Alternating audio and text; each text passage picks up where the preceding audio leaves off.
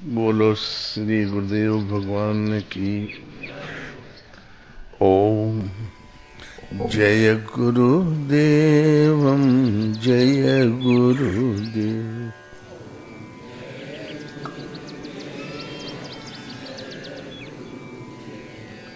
सोए पावन सोए शुभग शरीरा,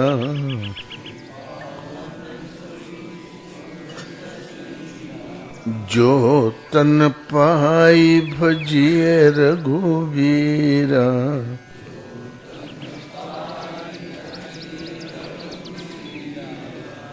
बोलो श्री राम जय जय राम।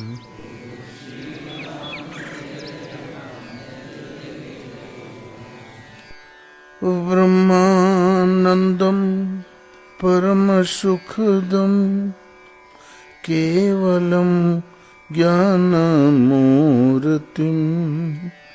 द्वन्द्वातीतं गगन सदृशं तत्त्वमस्यादि लक्ष्यम्। एकं नित्यं विमलमचलम् सर्वधी साक्षीभूतं भावातीतं त्रिगुणरहितं सद्गुरुं त्वं नमामि। सद्गुरुं त्वं नमामि।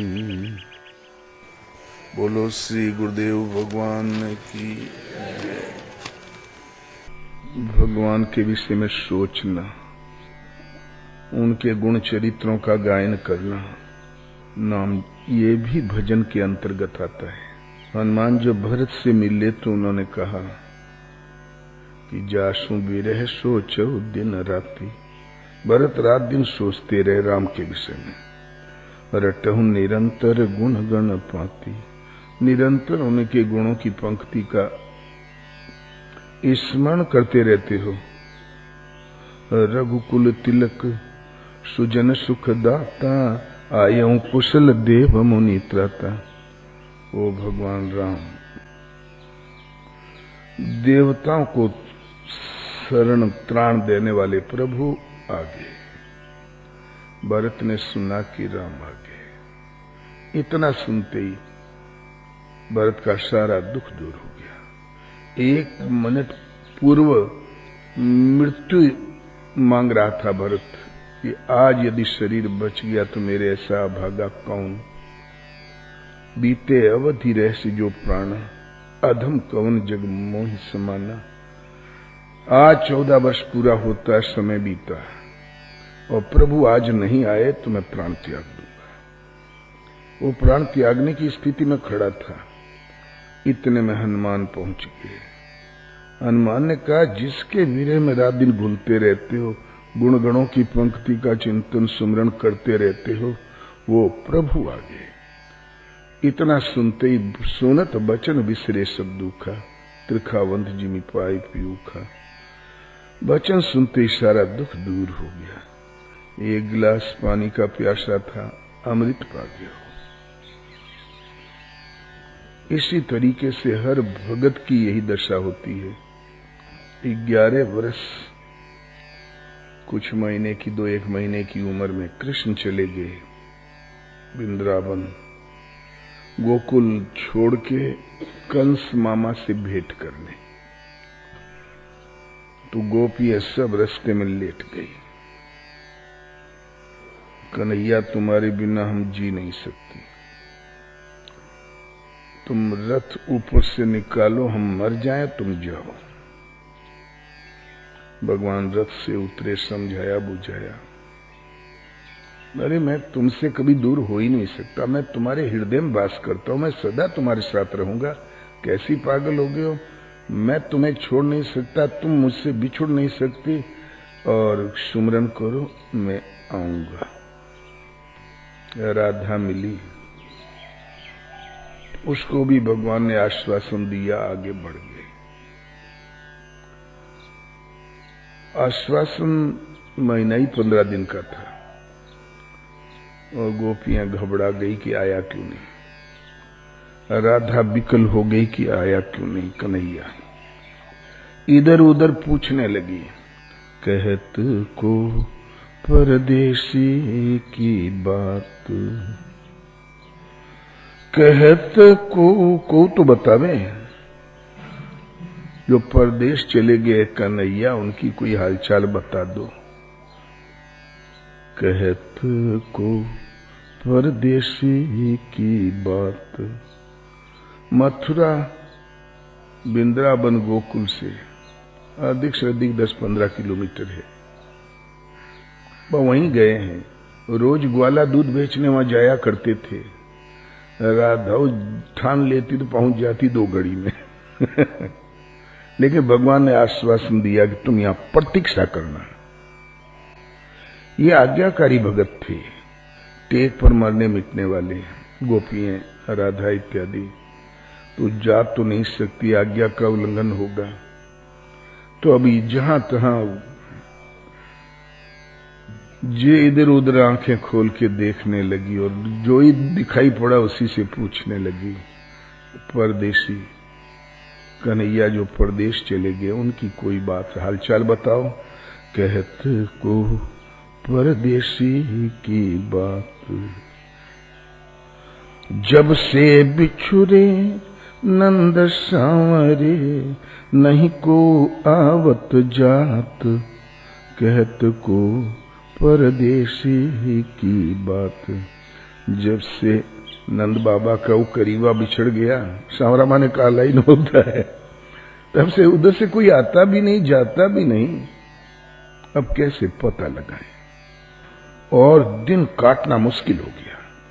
शशि रिपु बरस भानु रिपु युग सम, हर रिपु कीनो घात। अजिया भख अनुसारत नहीं, कैसे के दिवस सिरात। कहत को परदेसी की बात। शशि रिपु जिमी दिन में शशि शो है। चंद्रमा दिन में भी रहता है, कोई मतलब नहीं, कोई प्रकाश नहीं, कोई उपयोग नहीं उसका। तो शशि का शत्रु दिन। दिन तो बरस के समान, एक एक दिन एक बरस इतना बड़ा हो गया, काटने से नहीं कट रहा है। शशि रिपु बरस, सूर्य का शत्रु रात्रि है, राहु है। भानु रिपु युग सम, सूर्य का शत्रु रात। सूर्य का शत्रु राह देखते देखे आंखें पत्थर आ गई हम लोगों की। यही राहु जो राह में अवरोध उत्पन्न करे, ब्रेकर लगा दे, सूर्य को रोक ले, चंद्रमा को रोक ले। शशि रिपु बरस भानु रिपु जुग सम। दिन शशि रिपु दिन तो बरस के समान और रात्रि युग के समान। और हर रिपु कीनो घात। शिव का शत्रु कामदेव, अर्थात प्रकृति की अनंत कामनाएं। और तो राधा गोपियों में कोई कामना नहीं, लेकिन प्राप्ति की कामना, इच्छा जरूर थी कि इच्छा राखे मोक्ष की ताई शिष्य पहचान। गीता निष्काम कर्मयोग। अर्जुन सभी कामनाएं वर्जित, किंतु मामिच्छाप्तुम धनंजय। अर्जुन मेरी प्राप्ति के लिए इच्छा कर। ये इच्छा जरूरी है, ये कामना जरूरी है। जब इच्छा ही नहीं है प्राप्ति की तो भजन में मन कैसे लगेगा? किसको भजन करोगे? कैसे राह पाओगे? तो हर रिपु कीनो घात। शंकर जी की शत्रु काम, वो तो जल गया, फिर भी मन में रहती प्राप्ति की इच्छा, ये कामना। यदि कामना ही न होती तो हम क्यों रोते कन्हैया के लिए? जब मतलब ही नहीं तो कैसे रोओगे? आदिवासी जंगल में पड़े बंबई जाने के लिए, होटल खोलने के लिए रोते हैं कभी? जब हमें मालूम नहीं, उस सब्जेक्ट से ज्ञान नहीं। लेकिन अब जो इच्छा जागृत हो गई प्राप्ति की, कामना। हर रिपु कीनो घात। और दूसरा साधन होता है खबर लेने की, चिट्ठी पत्री। अजया भख अनुसारत नहीं,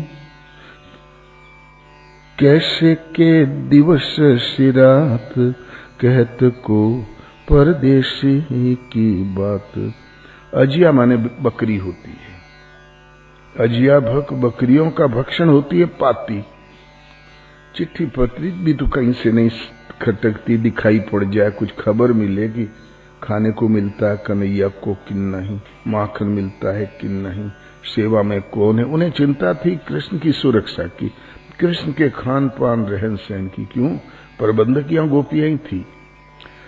तो अजिया भख अर्थात बकरी का भक्षण, पत्ती पाती, चिट्ठी पाती भी तो नहीं दिखाई पड़ती, वो भी तो मिल जाती तो थोड़ा दिन उसका ही अनुसरण करते कि हाँ भैया चिट्ठी में आया, 4 दिन बाद थोड़ा उलझ गया है काम, फिर आ जाएंगे।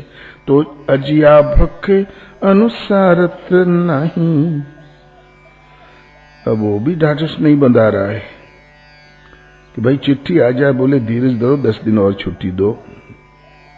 गोपियां ऐसा ढांढस भी नहीं मिला। अब दिन कैसे कटे? कैसे के दिवस सिरात कहत को परदेसी की बात। और भगवान ने केवल 15 दिन का समय दिया था, मैं 15 दिन में एक पखवाड़े में आ जाऊंगा। तो मंदिर अरध अवधि हरि बदी गए, के हरि आहारट चली जात, मघ पंचक ले गयो सारो, ताते जिय कुलाहत कहत को परदेसी की बात। मंदिर का अर्ध होता है पाक, मंदिर का फिर आधा हो गया पाक, इसको पखवाड़ा कहते हैं, और ऊपर हो गया मंदिर सीधा। तो मंदिर अर्ध माने एक पाक, एक पक्ष, शुक्ल पक्ष कृष्ण पक्ष, एक पखवाड़ा 15 दिन। मंदिर अर्ध एक होता है पाक, मंदिर का आधा पखवाड़ा होता है पाक होता है, मतलब एक पाक में एक पखवाड़े में। अवधि हरि बद गए, बस इतने ही समय के अंतर में अवश्य पहुंच जाऊंगा। के हरि आहार चली जात, के हरि माने सिंह, सिंह का आहार है मांस। आज महीना बीत गया भाई, मांस माने महीना भी तो होता है ना। के हरि आहार चली जात,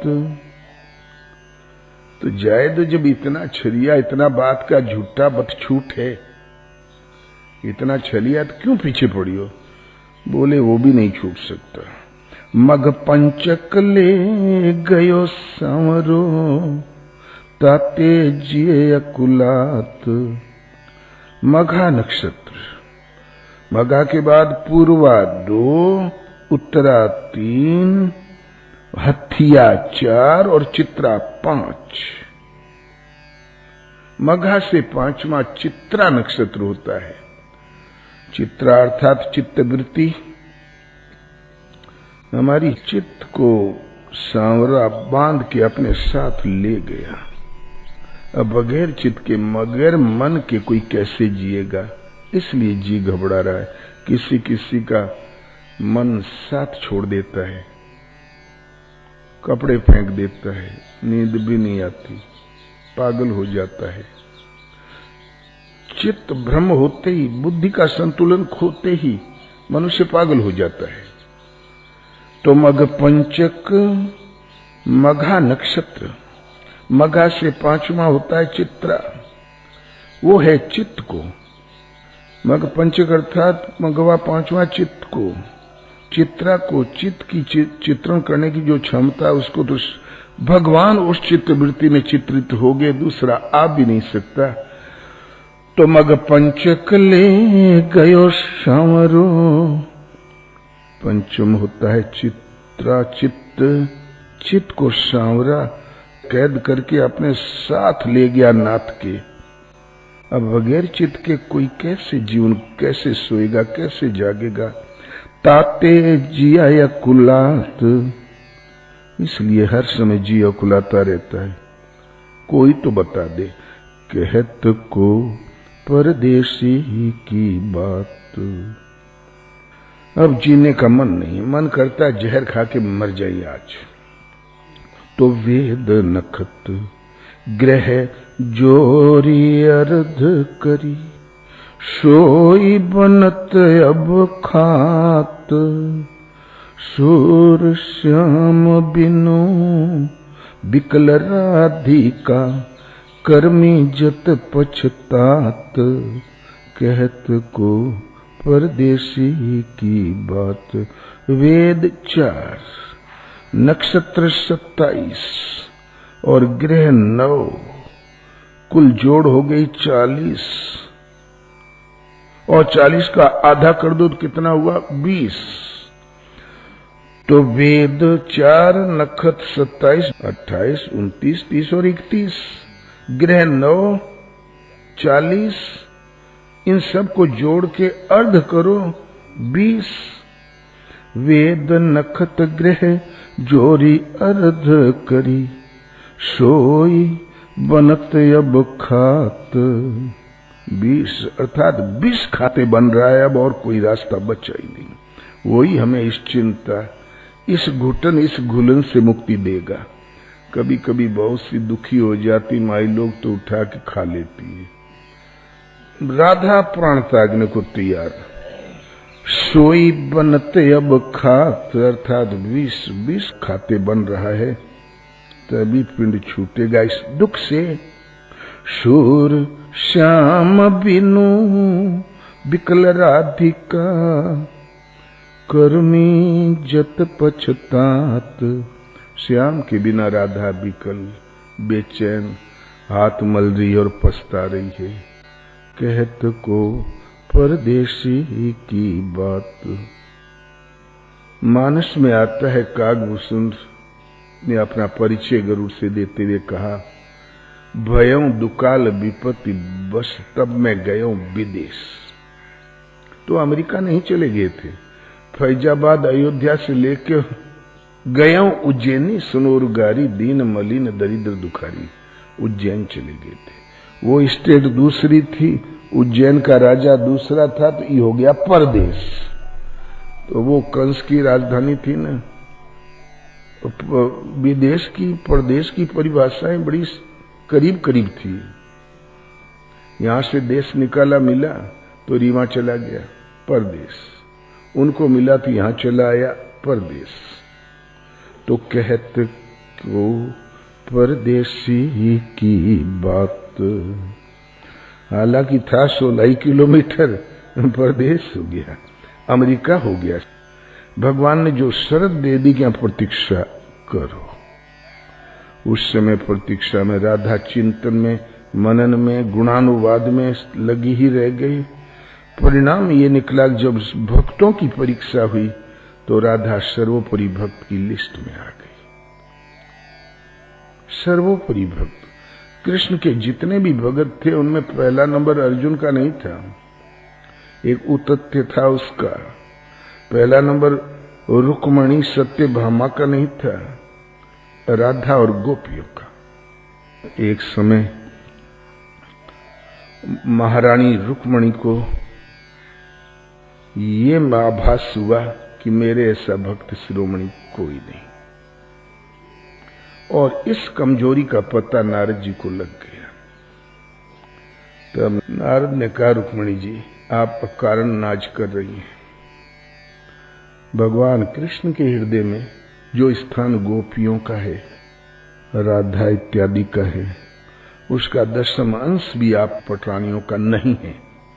बोले नहीं नारद, वो गंवार ग्वालिने ऊपरी पाथने वाली, दिन भर दूध दही मक्खन चलाने वाली, कपड़ों पर छींटे लगे, दुर्गंध आती है। मैं मूर्धा अभिषिक्त नरेश की कन्या, महाराजा भीष्म की कन्या, यदि तपस्या ही न होती तो प्रभु हरण करके लाते क्यों? ये मेरे तपस्या का प्रभाव था। तो ये नहीं कह रहे कि दया करके ले आए, तो हमारी तपस्या का प्रभाव। बोले कुछ भी कहो रुक्मणी जी, सभा सोसाइटी में, इष्ट मित्रों में कभी आप पटरानियों का नाम सुनने को मिला नहीं आज तक। जब देखो तब गोपियां गोपियां, राधा राधा।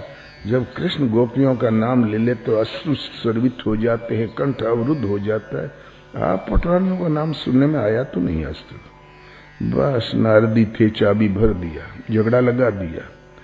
रुक्मणी जी ने तोबड़ा ऐसे मुंह फुला लिया, बुल्लट छिटका दिया, हार फेंक दिया आंगन में ताकि सब देखें कि हाँ ये नाराज हो गई है। कहीं दुपट्टा फेंका, कहीं पायल, कहीं जितना ऊपर नीचे तामझाम पहने ही रहते हैं, पता नहीं क्या क्या फेंका सब। और चली कोप भवन की ओर फुफकारती नागिन की तरह। भगवान कृष्ण की निगाह पड़ी, बोले ओ अजीब दृश्य है। करे नारद से तो भेंट नहीं हो गई? बोले हाँ भगवान, बड़ा लंबा सत्संग हुआ है रुक्मणी जी का, नारद जी का।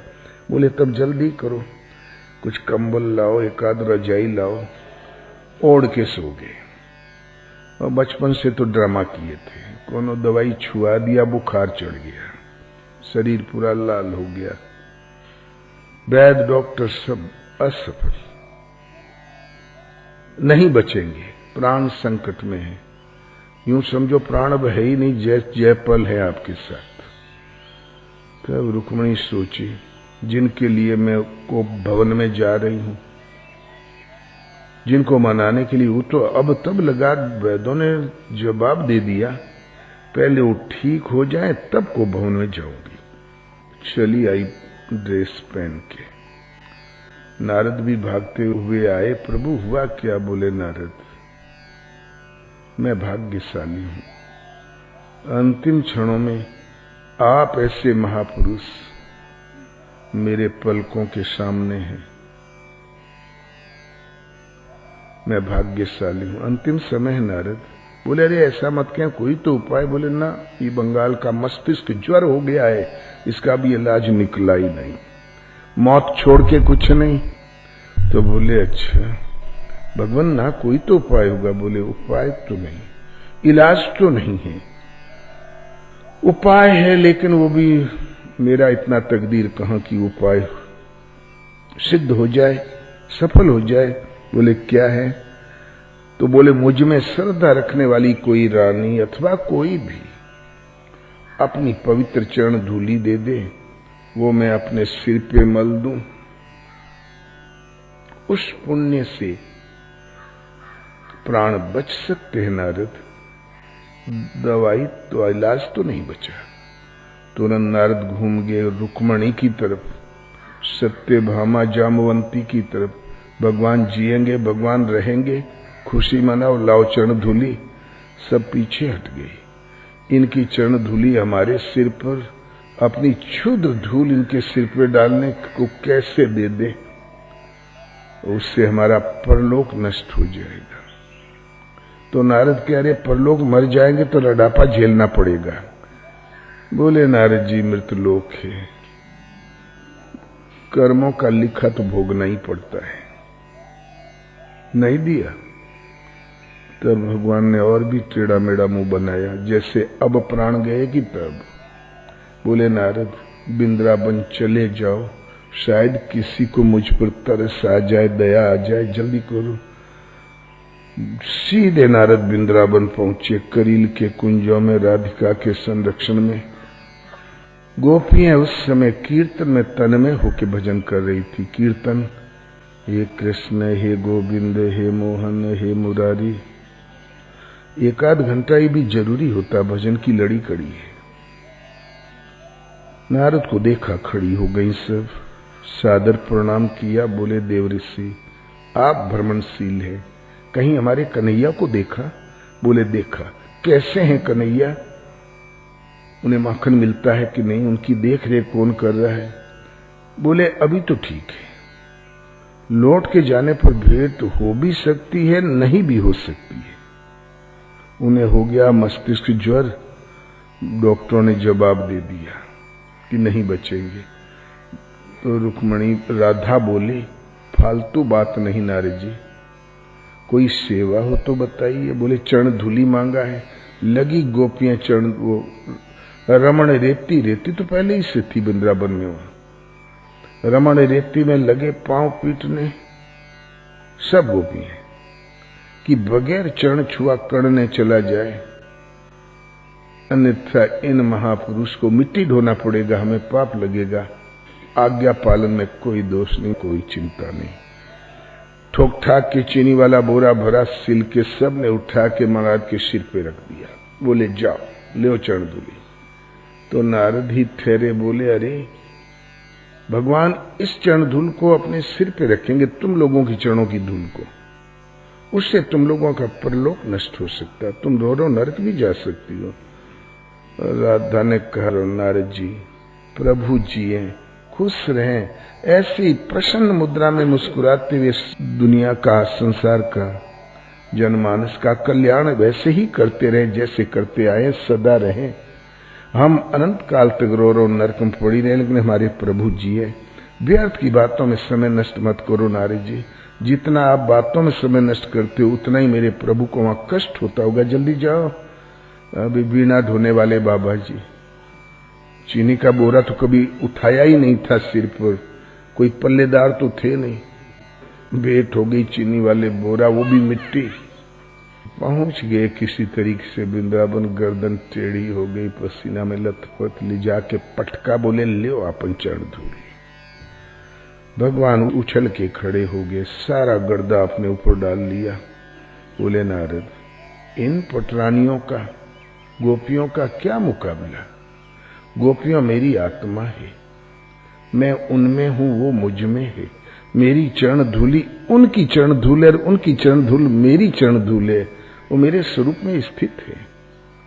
इनको परलोक की चिंता लगी है, हो सकता है एक दो जन्म और रगड़ा करना पड़े इनको।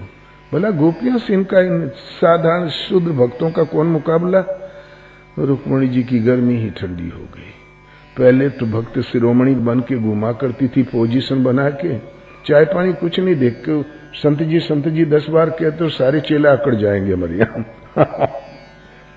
और उस दिन से टाइम टेबल से झाड़ू लगाने लगी, सेवा करने लगी। नारद आए थे घर बिगाड़ने, घर और भी सुधर गया। आपका कोई घर बिगाड़ दे तो 6 महीना नहीं बोलोगे उससे। और भगवान ने कहा नारद जी हमारा ओह भाग्य, आप ऐसे महापुरुष मेरे पलकों के सामने, और ऐसी जगह भेज दिया सजाऊ पा गए, बोरा तो डुबाई दिया। इसीलिए भगवान का अपना पराया नहीं होता, भगवान का अपना वो जो हृदय से सुमिरन करता है। श्रद्धा पूरी हृदय से सुमिरन करो, चाहे वृंदावन में रहो चाहे घर में। मन सदैव चरणों के आजू बाजू घूमता रहे, यह है स्मरण। इस प्रकार जो सतत स्मरण करता है अर्जुन, मैं उन्हें बुद्धि योग प्रदान करता हूं, वह बुद्धि देता हूं जो योग साधना की जागृति मुझसे मिलन करा दे। बोलो श्री गुरुदेव भगवान ने की जय।